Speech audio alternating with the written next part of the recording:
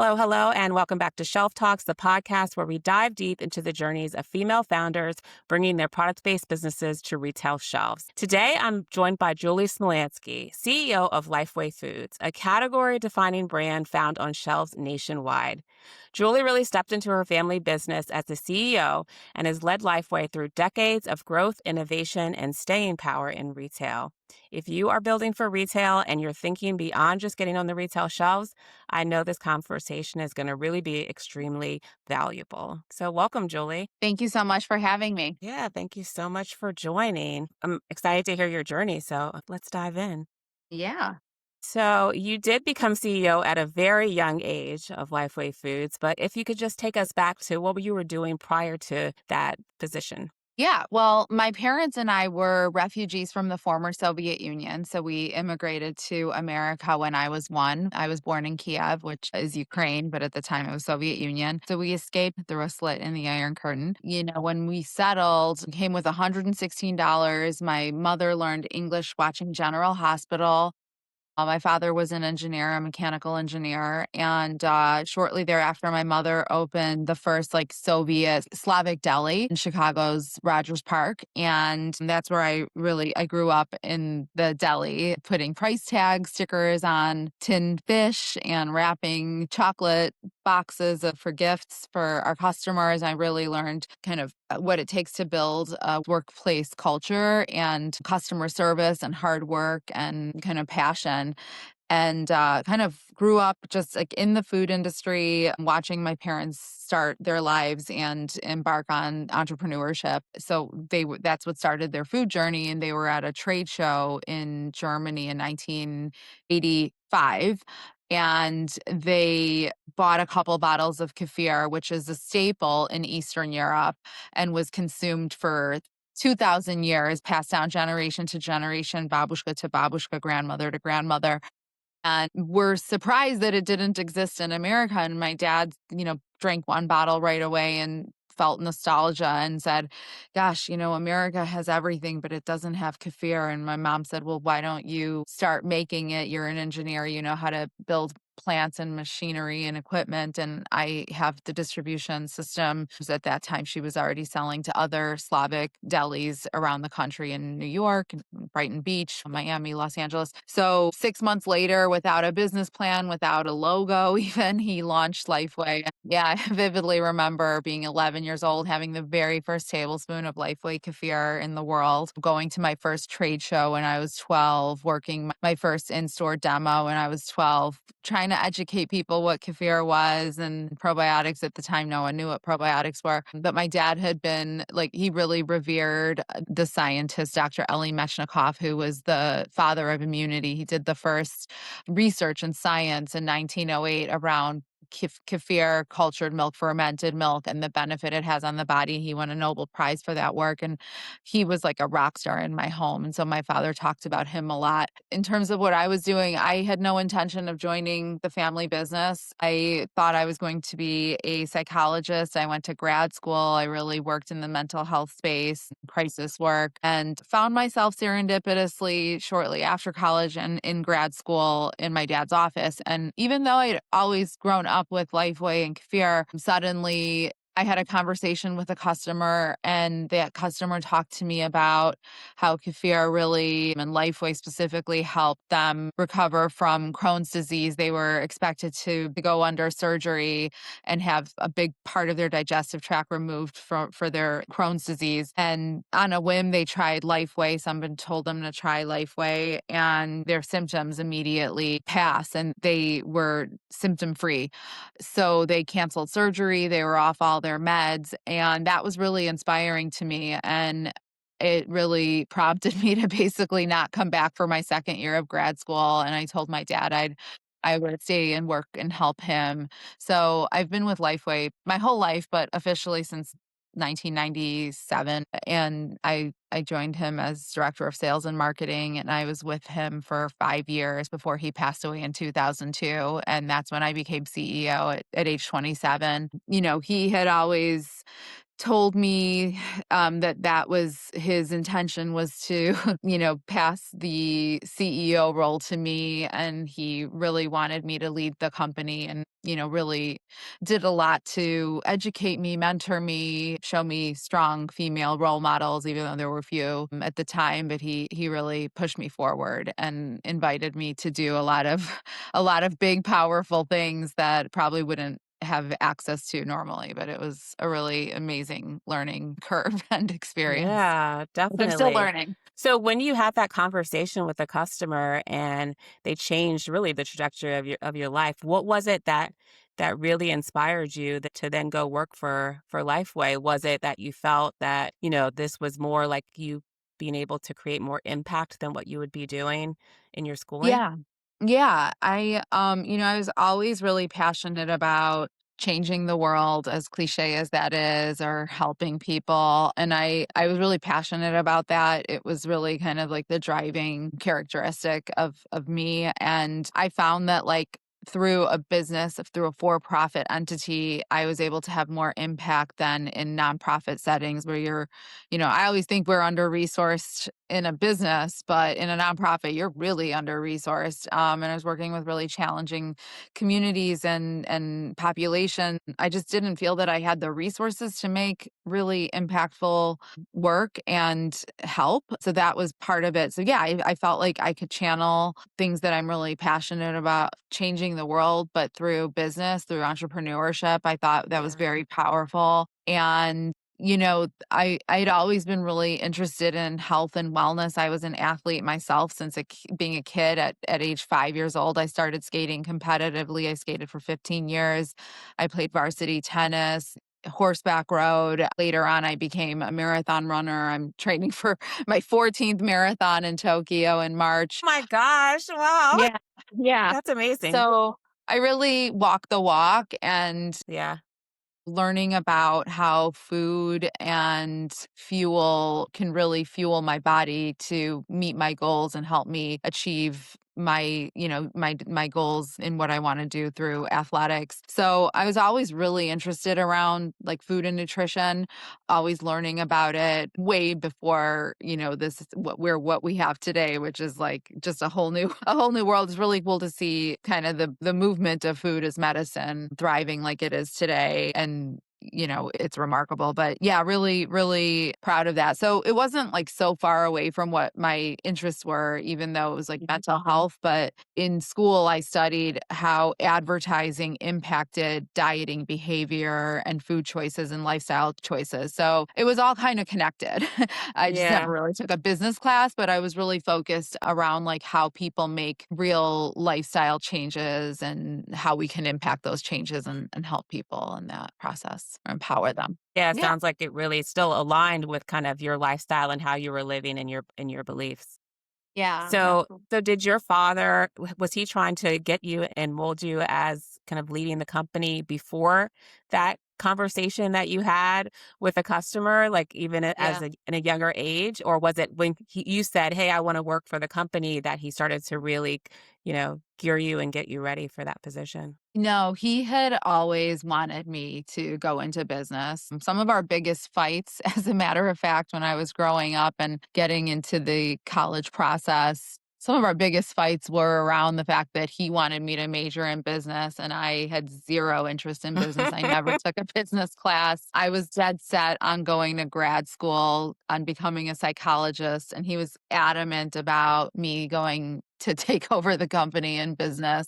We butted heads a lot. There were a lot of screaming matches, a lot of tears. And, he was right. And he, but he was very humble when I came and said, "Hey, I'm coming to work for you." He was like, finally, I just wish you took a business class. I guess the apple doesn't fall far from the tree. And I did learn a lot just intuitively and like at the dinner table and like living in my family, just watching how they built culture, how they, work ethic. And yeah, a lot of it is really intuitive for me. But yeah, he always pointed it out. As a matter of fact, I'm also launching a podcast called Fermented Truth with Julie. This is breaking news. So he'll be breaking. Breaking I haven't news. announced it or anything yet. I love But that. yeah, Congrats. Thank you. My first episode, I aspire to be like you, but That's we awesome. recorded yeah, thank you. I recorded the first episode, and I had my first guest, which was Christy Hefner, who's the daughter of Hugh Hefner of Playboy, and I vividly remember my dad back in, like, I don't know, 20 in the 20 back in the 1900s, uh, I was in college, and there was, like, a one-hour special on CNN about her. She had just taken over, and my dad called me over and was like, "Julie, watch this. Look what she's doing for her father's company. One day you're going to do that for Lifeway." And it really inspired me, it gave me validation and like reinforced that he believed in me and he wanted this for me. I left no question for me that this was the right thing, the right next step after he passed. There might have been other people that might have been like, I don't know, should I? Am I, do I have the experience? Do I have this? Do I have that? I Yeah. had zero doubt in myself because my father had zero doubt in me. And you need only one person to believe in you. If the rest of the world doesn't believe in you, it doesn't matter. If you have one person that believes with all their heart that you deserve whatever you deserve, like that's enough. So Yeah. So as you were stepping into that role at such a young age, I'm imagining that there were people around you, especially since it was a public company, that were saying, can she do it? Is she the right one? How did yeah. you overcome that and really still continue to power through and really lead the company?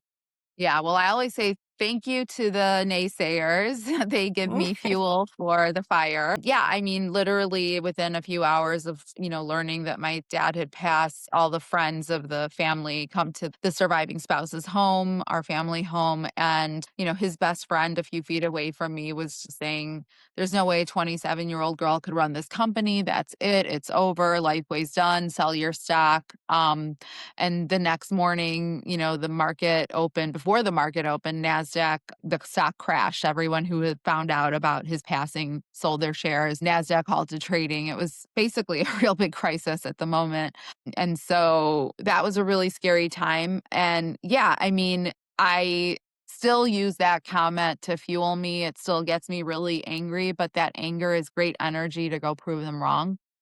Yeah. And I mean them collectively, people like that person. And there will be so many, especially as a female leader, I definitely encounter a lot of that much more. And maybe I was probably naive to some extent of how much doubt I would experience and how limited options are. You go into a cocktail party or a networking event, especially if it's like a spouse situation where it's like mixed, like a member, like a business person and their spouses. Yeah. A lot of times, like you get relegated and it's like, no, I am the business person. I encounter it a lot, but I now today, decades later, I know what I've done. I know my contributions to the company, to entrepreneurship in general, to the food industry. I know my skills. I know my value. I just don't take that kind of crap from anyone today.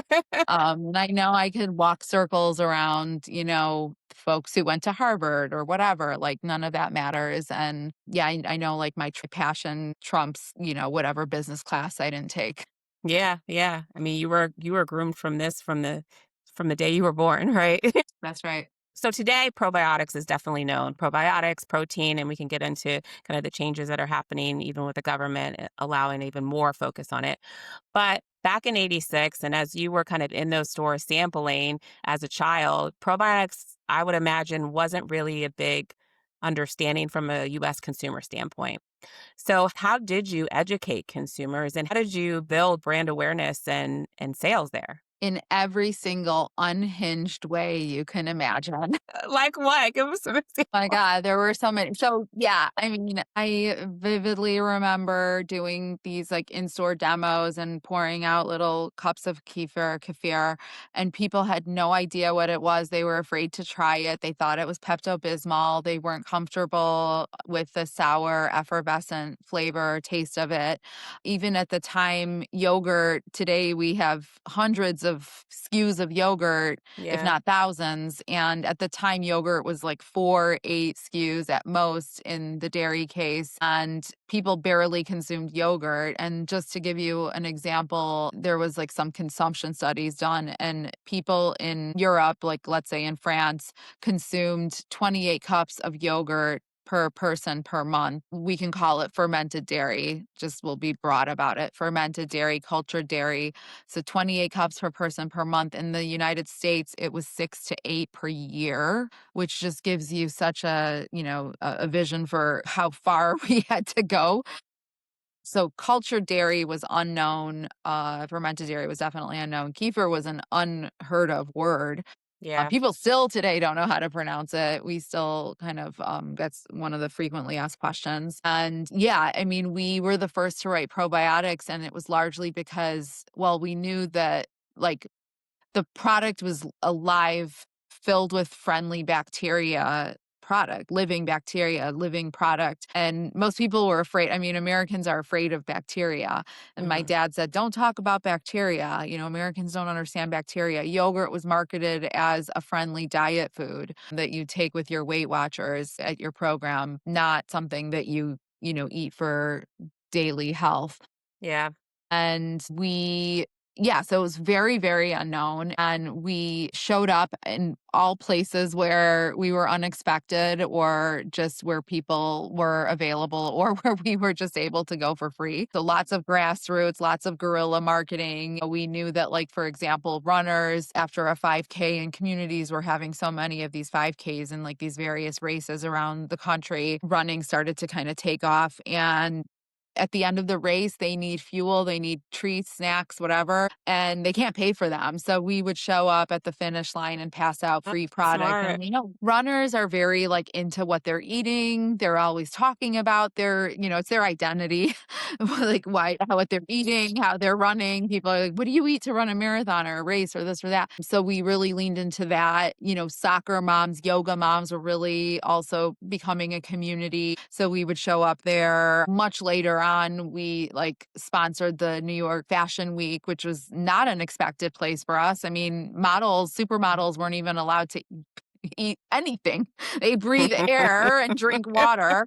And here we are as a matter of fact, they didn't let us continue for a couple they were like, no food there for the models. They're back to like a little more reasonable, but yeah, well, actually now with Ozempic, things are going back the other way. But yeah, we showed up in all these places that we weren't really expected, and it kind of disrupted the space and brought people into the community, into the Lifeway community. And we built an authentic community of engaged fans and advocates, ambassadors. So things like that, we really focused on education. Definitely trial was one of the biggest things. And the more science and research that started to emerge around gut health, probiotics, microbiome, I mean, all of this seems like very new actually, because back in the Hmm. 80s and 90s, it really wasn't the case. It was definitely harder. Let me talk about the political context of what was happening. It was the 80s and early 90s, and there was a mass exodus of Soviet immigrants escaping from the Soviet Union, and they were all settling in the United States in the bigger cities, Chicago, New York, LA, Miami, and whatnot. For those populations, for my community, this was a staple. This was something that didn't require marketing or advertising or education, because it was passed down word of mouth, generation to generation.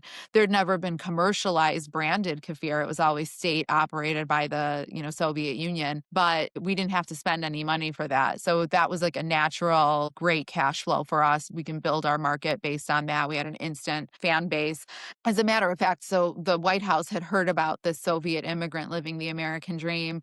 My dad was getting a lot of PR about it. And Reagan took a case of our kefir, our Lifeway kefir, to meet with Gorbachev to show him what his countrymen were doing in America. And I had the really great honor of meeting Gorbachev in 2013. And he remembered getting some Lifeway kefir. He knew our story. He was really, really proud of us and said, keep going, keep showing the world what we can do. So that was really, really just a powerful moment in my life. I'm really proud of that, and my dad. And then at the same time, the health food movement was taking off. Whole Foods, Wild Oats, these natural food co-ops were kind of growing in popularity and going from the coasts and going inward into the rest of the country, and becoming more popular. Organic natural food became a thing. Mass market started catching on that they were missing the opportunity. So big grocery store chains started building store within a store concept and started taking pioneering brands like Lifeway into their sets. And then as that continued to evolve and grow, and health food, natural food became integrated in the regular grocery set, it wasn't separated.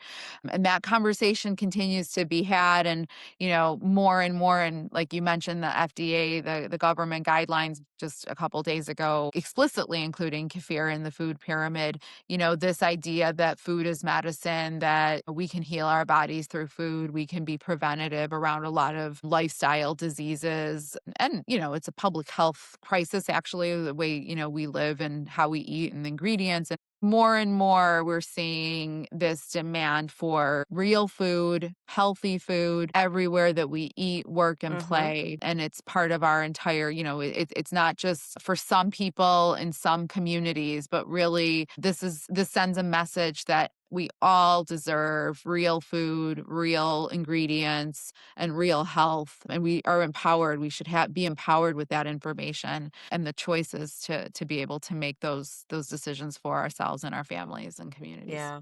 Yeah, I mean, we definitely are a community of we're not preventative, right? In regards to making sure that we're eating healthy, that we're doing the right things. It's definitely an after effect of Yeah. once you have that issue or challenge or disease, then it's trying to solve that versus being proactive. But I think, right now when we think about longevity becoming a really big play and conversations are happening about Biohacking. yeah, right. Biohacking about what you need to do now in order to be, healthy for the future. Hopefully that continuous conversation and more understanding from a consumer lens will lean more into that. That's right. Yeah. Yeah. Yeah. And I mean, it's up to all of us as entrepreneurs, as leaders, to help carry that conversation and, extend it and amplify it. And then, build out concepts, food, whatever models that facilitate that, and help the communities. And just overall, I guess it's concerning to see how much lab created synthetic foods are still being made under the guise of healthy food or Mhm. better for you food. And I guess time will tell. But I guess, what I'm really proud of is that Lifeway for 40 years has been leading this effort around real food, real nutrition, real high quality bioavailable protein, friendly, live and active cultures that have been around for 2,000 years. It's really a food that's time has come for it. And we're really meeting the moment and showing up for our communities, our consumers, our customers in the way that they want and need. Yeah. So when we talk about getting product into retail stores, how did that initially start? Did you start in local and then build to mass, or what was the strategy or the growth factor there? Yeah, so like I mentioned, first we started in like the ethnic delis, ethnic like Slavic delis, and then into like the health food, natural food co-ops. And then as those folks kind of wanted to buy those unique kinds of foods, even in their mass market grocery store for their weekly grocery shopping, they became our advocates and started asking their dairy managers at Safeway, Publix, Albertsons, whatever, hey, we want Lifeway, we want Lifeway. So our customers really became the biggest thorn in their sides because we couldn't afford the slotting dollars that it takes. And when you go to the grocery store and you pitch them, they have the leverage. They can ask you, okay, you can come in, but we want free fills. We want thousands of dollars for slotting, marketing support, blah, blah, blah. And we didn't have that kind of budget. We, were self-funded. We didn't take money from anyone. And so we didn't have that kind of budget. And we also wanted to grow organically and authentically, but, not the market's barely just ready. Like it's just catching up to us. So imagine if we had tried to do, like I see so many startups try to be where Lifeway is today, like instantly. Yeah. And it's a real dangerous proposition because yeah, they have the leverage when you go to them. In our case, we waited for them to come to us. The category managers called us and asked us to come to them, and they want the product. We didn't pay slotting dollars. We never paid any Wow. slotting dollars up until recently. So that was one thing. And then a lot of times, like, this is one of the unhinged things we did.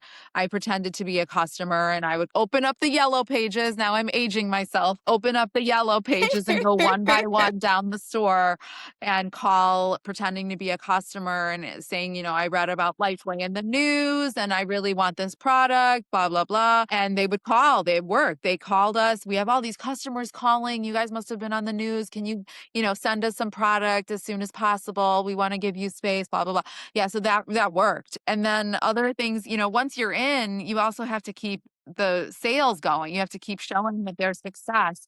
So yeah, again, we didn't have like advertising budget. So what we would do is like, I would basically go to all the grocery stores, drive around and buy product and then resell it to them the next day, like, over and over again, just to show them that, yeah, there's some volume You can here. You get should sales, keep it right? on. You should keep it on. And so we did that a lot too. So yeah, really, Definitely unhinged things. Definitely. yeah, and it That's worked. great. It That's worked, great. and, Yeah. you have to be really scrappy and resourceful, and we were. And yeah, I mean, it's the difference of, like, when I see these companies with, like, private equity dollars, it's monopoly money. It means nothing Mm. to them, and they burn through it, and the unfortunate part is it makes it harder for everyone else to really, like, go in and have a real budget because you're kinda priced out of everything because everyone else is working with monopoly money. I mean, I think it's definitely smart in regards to like it sounds like building community and culture. And that really was your gateway into these retail stores because the community then came and said, "Hey, we want to purchase this product here. We already Yes, believe and yes. have value and trust in the product. We just now wanted to have it on the shelves that we shop and frequent most often." Exactly. That's Yeah. exactly right. And even like farmer cheese, which is a product that we've made, it was product number 2 that we have been making for 40 years, but we've kept farmer cheese, which is twaróg in our community. It's like a blended cottage cheese. We've kept that in our Slavic ethnic markets. We haven't scaled that. And we kind of kept it like waiting until the market was ready for it. And I'm glad we did because we would have had a lot of returns because there aren't enough Slavic people all over the country to support farmer cheese sales in mainstream, up until very recently. That community just didn't know. And we have limited bandwidth, limited resources. And we had to decide, are we going to push kefir and probiotics, which I saw that was the moment to push that, like, especially when my dad passed, Yeah. or farmer cheese. And we kept farmer cheese.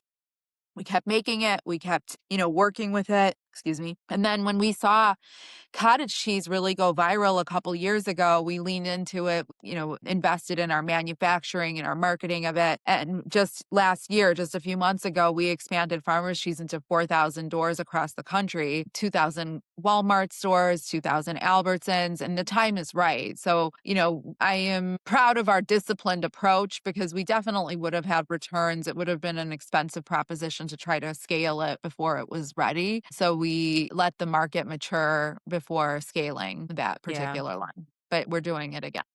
That's great, and I think that's a solid point because there are so many brands out here now that are moving so quickly.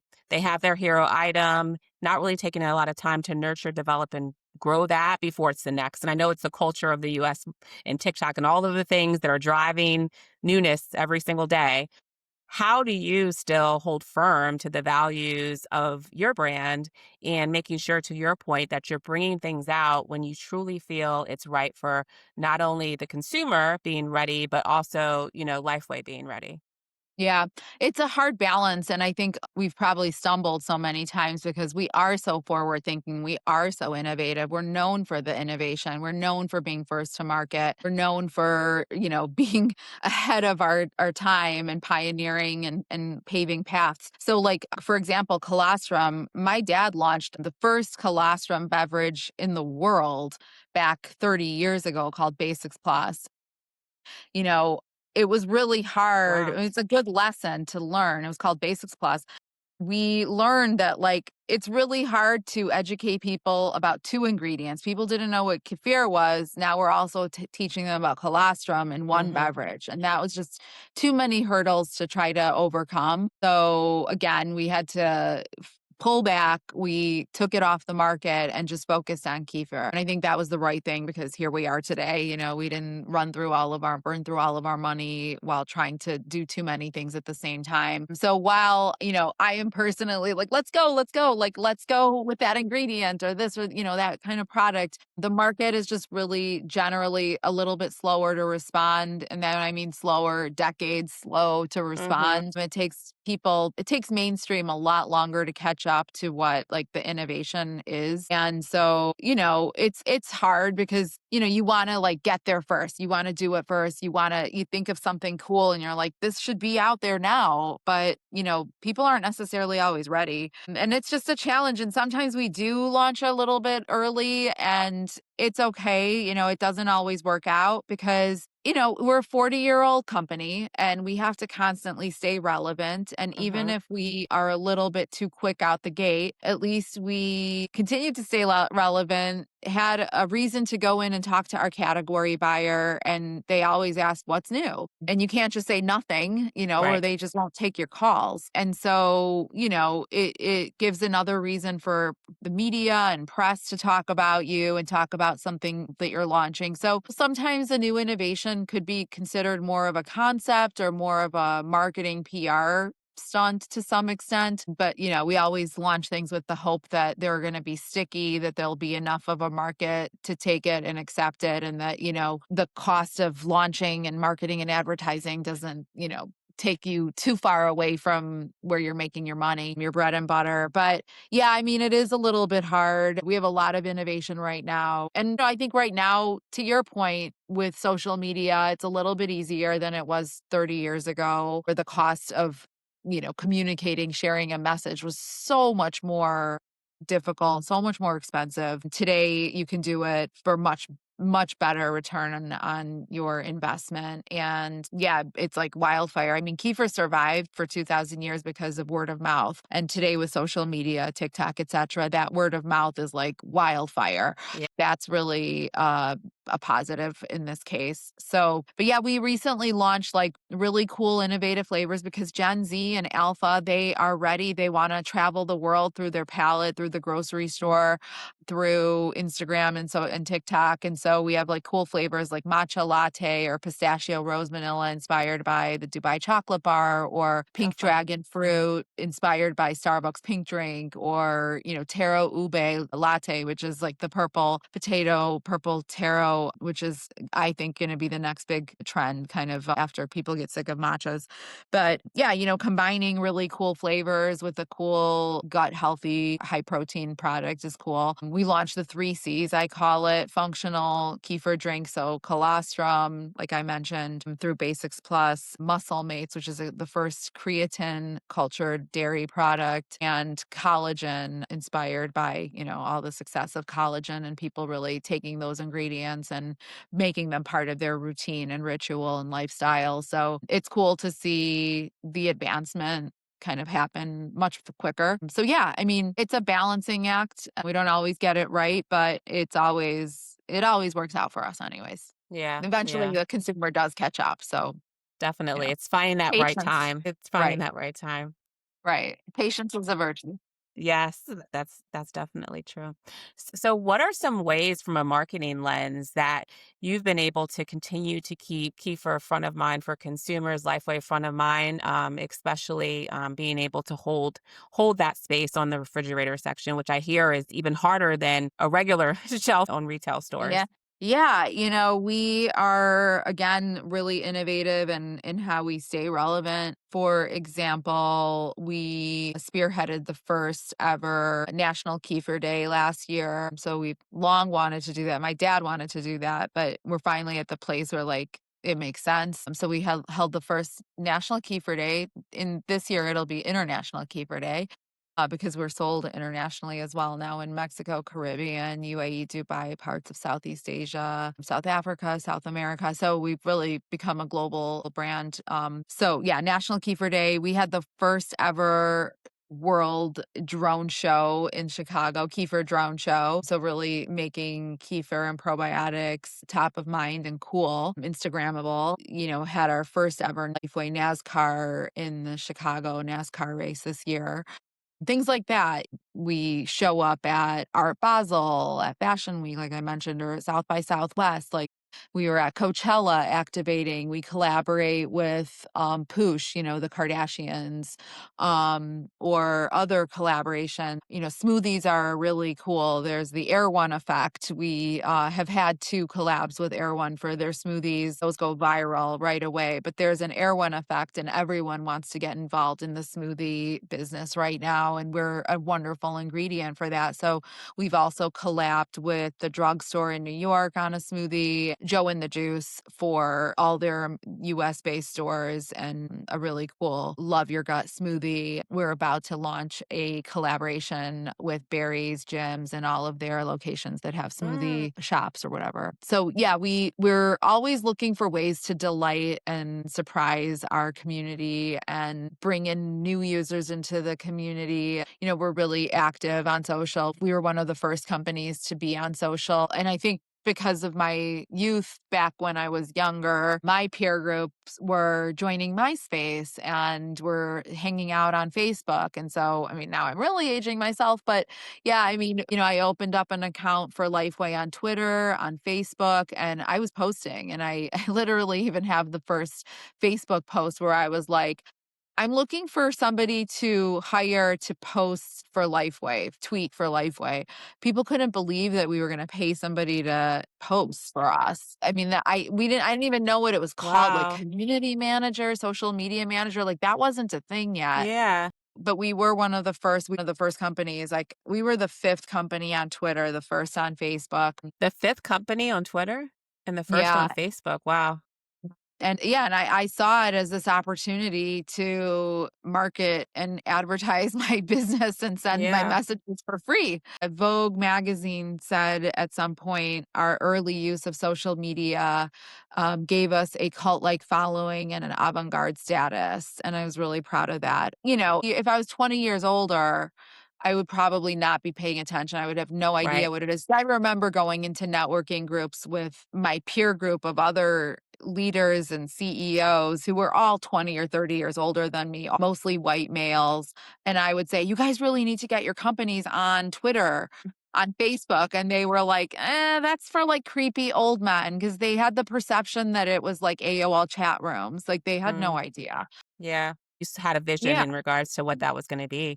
And my peer group was doing that. Yeah. So, along with just making really bad lifestyle choices in their 20s, my peer group was also really owning social media. And, mommy blogger groups were happening and popping up. And I was able to authentically show up in those communities. So, I guess at the end of the day, our ability to show up authentically and real was really like our sweet spot. It was something that we had going for us and gave us the ability to compete with large multinationals, billion-dollar multinationals who had millions and billions of dollars in advertising dollars, but we had our authenticity, and that's what we leaned into.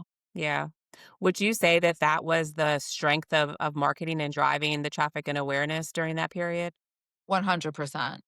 Yeah. And what would you say today? Like as you think about your marketing and drivers and levers to really excite and drive consumers into retail stores, what are the things that you feel are the most valuable? Yeah, I still think showing up authentically. I love like the founder stories because it's, a lot of these large multinationals are no-name behemoths that don't have any faces behind them, and Yeah. they have to pay people to advertise on their behalf and be ambassadors on their behalf. But like consumers can see through that. Consumers are really smart today. Yeah, consumers want the original, they want the authentic brand, they want to root for the underdog. Mhm. They want to support businesses that are led with authenticity, I think, and integrity. And, I think that's something important. I think also like we get a lot of credit for how we do show up in communities during crisis, whether it's the LA wildfires or Texas floods or the refugees in Ukraine who are escaping war. Lifeway is one of the first companies to show up in moments of crisis. To date, from our inception, we've given out over 8 million servings of Lifeway products. I'm super proud of that. And yeah, I think, our passion is something that's unmatched. And it shows, I think, through our culture, like we have almost no turnover in our company, and that's practically unheard of. But the people who are with us they are with us like for life. Basically, they don't leave. And it gives us like stability and, a real tight knit workforce, which worked to our advantage, for example, during the pandemic when we were essential workers and everyone showed up. The essential workers on the line showed up and nobody like jumped around. You heard like a labor shortage. We didn't experience that. And all of our vendors, they came to me and said, "You're our first priority, even though we have customers that are bigger, because your loyalty, you've been so loyal to us, we're going to be loyal to you." And I think that all has given us a couple advantage points against Yeah. some of the larger companies. But yeah. Yeah, I think those are some of the things. And then, like, we are always really nimble. I think personally, one of my skills is the ability to see patterns before they really emerge in a big way. So I'm really attuned to like the marketplace, consumer trends, viral trends. I think Lifeway's really great on being one of the first brands to respond on the trends, whether it's like today, the 2016 trend or the brand apology letter or other kinds of cultural moments. We really show up there and are involved, and I think we get credit for it. I think our consumers like want to be a part of our community for those reasons. Yeah. I think there's so many choices out there now for consumers that they're looking for the face. They're looking for connection and somebody, a brand that's going to stand out and they can resonate with in order for them to become a loyal consumer. Definitely. Yeah. And, I think they can trust us and we've been a part of their lives for, 4 decades Yeah. now. So, Yeah. we've really raised a lot of kids and have been with people for all different times of their lives. And I think it's a very powerful proposition. And so, yeah, I mean, there could be lots of Me Too products, and I want to, products that want to like take a sliver of what we're doing. But again, I just think that like the authenticity, the original, The trust. we brought kefir to America. Like my father brought this category to America, and it was an old 2,000-year-old product that wasn't a category. And, we commercialized it, we popularized it, we took it from niche to mainstream. I don't know if you saw, but a couple of months ago, kefir was a word on Wordle. It was an answer in Jeopardy, and it's Wow. really entered the cultural zeitgeist. And I think, now it's like really unstoppable. And there's a lot of ways we could leverage the Lifeway brand with other brands and other opportunities. So, yeah, I think this feels very much like it's day one, and there's definitely the feeling of like startup energy, startup vibes.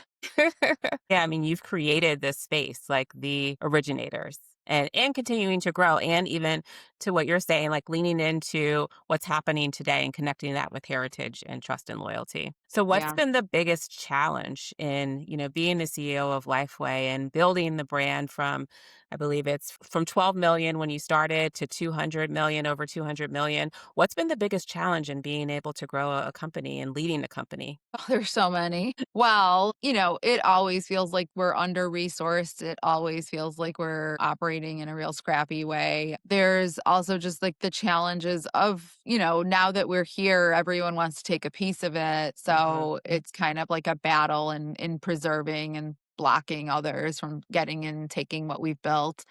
That's important. Managing some of the misconceptions. I think there's a lot of that for all the good that social media offers. There's also the dark side of social media with a lot of people sharing kind of like advice that they have no business Mhm. sharing or no Mhm. expertise in, Yeah. no knowledge of. And this idea of like the influencer culture, well, I mean, they've also pushed people into elimination diets that should not be eliminating anything. It's like, unless you're under doctor supervision and have weighed out the risks of what it means to eliminate entire food groups, you're really causing yourself quite a lot of damage. And we see it with children being stunted, growth stunts from going on vegan diets for no reason other than their parents heard about it on social media.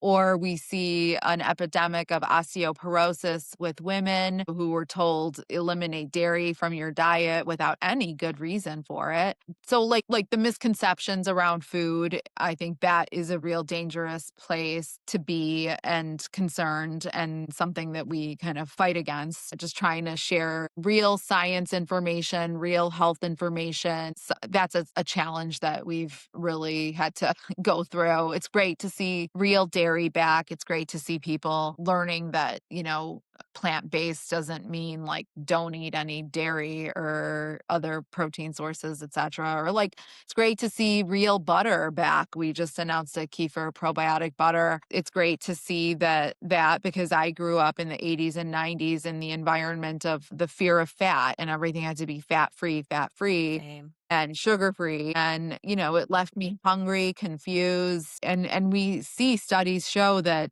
having real butter, real fat, saturated fat does not cause heart disease. You look at the people in France, the people there eat tons of real butter, amazing high quality real butter, and they don't have more chronic diseases, they don't have more heart disease, and they're skinny, they're lean. So it's like fake news. I don't know how we got here, but it's great to see the pendulum come back to real food, real ingredients, real milk, real meat, real everything. And yeah, unless you have like a real medical reason not to be consuming food groups, a little bit of everything is kind of the way we see it is best. So yeah, some of those misconceptions. And there's also just from being public, there's like proxy battles and shareholder activism and things like that, which is very stressful. But, we keep doing the best for our business, and the metrics and the results speak for themselves. And so we defend against that by really having amazing results. We've had 6 years of year-over-year growth, 3/4 of growth, some of the best metrics of public companies. I'm really, really proud of that work. Time Magazine just most recently released their growth leaders of 2026, and it's metrics of public companies. So real metrics, not just an opinion of somebody's, but we were 33rd of all publicly traded companies, best performance of every financial metric, and number 2 in food and beverage. So again, really proud of that work, of our discipline, of our strategy, of our execution of our strategy, and just the relentless tireless hard work of everyone on the team, because it does take a team to do this. It takes a village, and we have an amazing village. There's an amazing team that's just so hardworking. And, everyone from the box packing, to production lines, to the shippers and the accounting department, the marketing, the sales team, the field teams, like everybody is a part of it and has a role to play in improving people's health outcomes and quality of life. So it's a good way to live. It's a good way to have a Yeah, career. that's so impressive too, the Yeah. stats and what you just noted. So, what's next for Lifeway Foods? What are you most excited about as we go into 2026? Well, we talked about the federal guidelines. I'm very, very excited. I've personally advocated for this for decades, have gone to the White House, have gone to Health and Human Services, FDA, to try to get kefir on the dietary guidelines. And to see it explicitly named last week was like a dream come true. Couldn't believe it. To see that, it was just, my father would be so proud. To see the prioritization of fermented food and gut health is being talked about and validated by the government is huge. And that's going to be conversations we're going to be having for the next 10 years, just trying to disseminate that information to people, because it starts with, the government, but then it has to trickle down to everyone across the country and around the world, frankly. Right. So yeah, I'm so excited about that. So much to do there. So much education. I'm excited about my new podcast, Fermented Truth with Julie. Yeah. I'm excited about a lot of the new products that we've launched most recently. Like I mentioned, the 3 C's, the collagen, colostrum, magnesium and creatine products are going to be also something we're spending a lot of time in. I'm excited to see farmer cheese finally taking off, and we're going to have a lot of fun with that one too. I am really excited about just this conversation, this food as medicine and biohacking. I've been doing it my whole life, but it's great to see it really taking off. And yeah, I'm excited about our butter. It's just so good. It's one of my favorite recipes. I wrote a book, the Kefir Cookbook, several years ago. The butter recipe is one of the first recipes in this. I have 5 different recipes for butter, and it is just so good. It's inspired from the hand churned butter that I make. So yeah, I'm excited about that. And just a lot of other, fun activations, conversations, and some of the research that's coming out is really exciting. Kefir today, we knew that it was always good for digestion, believed it was good for your immune system. That was confirmed and validated during the pandemic when there was a race to understand and learn about the immune system and the Mm-hmm. microbiome and how it impacts our immune system. So we know that it's good for your immune system. Then we learned that it was beneficial for mental health, for the mind gut connection. Through the mind gut Mm-hmm. connection, kefir can help reduce stress, depression, and anxiety. So even though I left the mental health field, the world keeps pulling me back into it. So I love that it's like something that I'm really still passionate about, that I get to, empower people with this information through food. Skin access. Kefir really helps improve the glowy skin and skin health and reduces acne, which is something all the teenagers really care about. All my kids, friends love us for that. And I love seeing the culture and community take it and run with it on TikTok. I scroll on TikTok and I'm just blown away by how many people on their own are creating content and videos and sharing their love for Lifeway on TikTok. And that's inspiring to me too. Yeah, I just saw a recipe actually today that I was like, "Oh, I wanna try that." Yeah, always. With your So many cheese, it fun. was like yeah, it was really I was like, "This looks delicious, I Awesome. wanna try it." That's So awesome. where can our followers and where can our listeners continue to follow, support, and most importantly, buy Lifeway Foods? Cool. Well, yeah, you can buy us at every grocery store. We're at every single store across the country. Walmart, Costco. Well, Costco, we're still breaking into, but periodically we show up on Costco. But every grocery store, Albertsons, Publix, Safeway, HEB, you name it, all the natural food stores. You can also find us on Instacart, which is a nice, easy way. You can follow us on Instagram, on TikTok, on Facebook, on Threads, Twitter. We're in all the platforms. And then you can also follow me at Julie Smolyansky. I'm mostly active on Instagram. Yeah. So lots of ways to get involved with us. And we have like lots of fun pop up events and activations that we do all around the country. So, you know, join us and our community and be a part of it. But yeah, those are some of the ways to connect with us and find us. And where can people listen to your podcast? Well, it will be available on like YouTube and wherever you like to listen to your podcast. And you could follow that at Fermented Truth with Julie on Instagram. So Excellent, I'll be excellent. pushing that out there. Awesome. Well, thank you so much, Julie, for coming on and telling your story, your amazing story and journey. And I really appreciate you coming on. Thank you so much for having us. And we love your guts.